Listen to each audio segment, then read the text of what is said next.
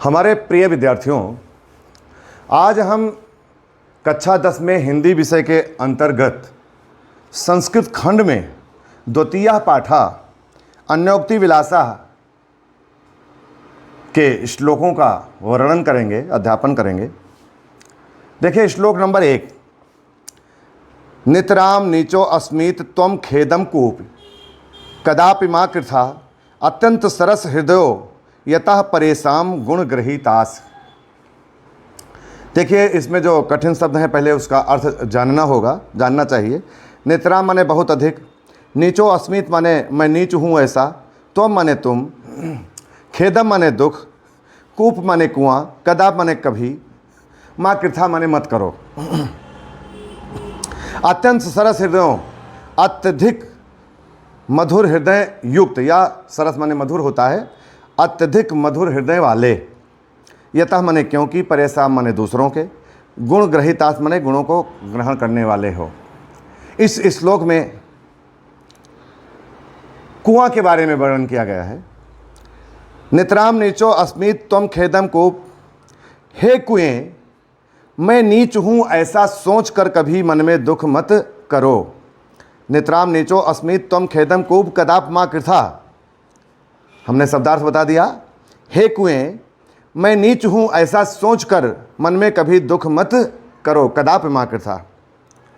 अत्यंत सरस हृदयों यतः परेशान गुण ग्रहितास, क्योंकि तुम मधुर हृदय वाले हो, सरस हृदय युक्त हो, तथा सरस हृदय का अर्थ क्या है? जलयुक्त। यतः मने क्योंकि, परेशान मने दूसरों को या दूसरों के, गुण ग्रहितास मने गुणों को ग्रहण करने वाले हो। कुआं में जल होता है, हम सभी लोग जानते हैं। पानी निकालने के लिए बाल्टी में रस्सी बांधा जाता है, कुएं में डाला जाता है और पानी निकाल लिया जाता है। तो यहाँ पर जो महत्वपूर्ण बात है वो ये है, कुआं का जो पानी होता है वो संसार के जीवों के लिए होता है, क्योंकि कुआं अपने पानी को स्वयं नहीं पीता है, वो दूसरों के हित के लिए, दूसरों की भलाई के लिए होता है। तो इसका उद्देश्य है कि वो सरस हृदय युक्त है, अर्थात वो सबके लिए उसके अंदर सरसता है, मधुरता का भाव है, सबके प्रति स्नेह का भाव, परोपकार का भाव है। तो यहाँ पर जो कथन है, एक बार हम इसका अर्थ आशा फिर से देखेंगे। नितराम नीचो अस्मित त्वम खेदम कूप कदाप मा कृथा अत्यंत सरस हृदयो यतः परेशान गुण ग्रहितास।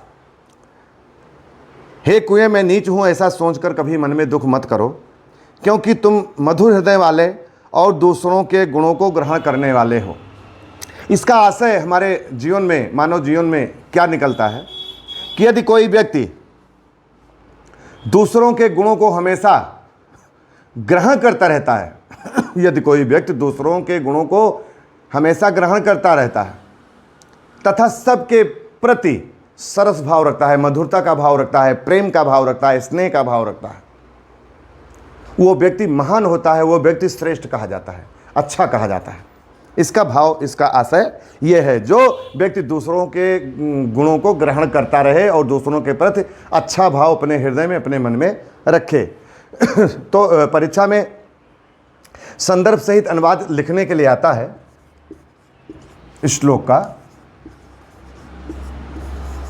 इसका संदर्भ कैसे लिखा जाएगा? प्रस्तुत श्लोक हमारी पाठ्य पुस्तक हिंदी के संस्कृत खंड के, प्रस्तुत श्लोक हमारी पाठ्य पुस्तक हिंदी के संस्कृत खंड के द्वितीय पाठा अन्योक्ति विलासा नामक पाठ से अवतरित है या उद्धृत श्लोक। ये संदर्भ में इतना लिखा जाता है।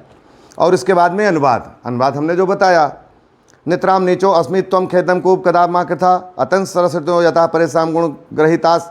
हे कुएं मैं नीच हूँ ऐसा सोचकर कभी मन में दुख मत करो, क्योंकि तुम सरस हृदय युक्त तथा दूसरों के गुणों को ग्रहण करने वाले हो। ये इसका अनुवाद है और यहीं पर इस श्लोक का अनुवाद संपूर्ण होता है। हमारे प्रिय विद्यार्थियों, याद करने का, तैयारी करने का वही तरीका, 5 बार रिप्ले करते हुए आपको तैयारी करना है, करना चाहिए। तो हम मिलते हैं नेक्स्ट वीडियो में अगले श्लोक के लिए। तब तक के लिए धन्यवाद।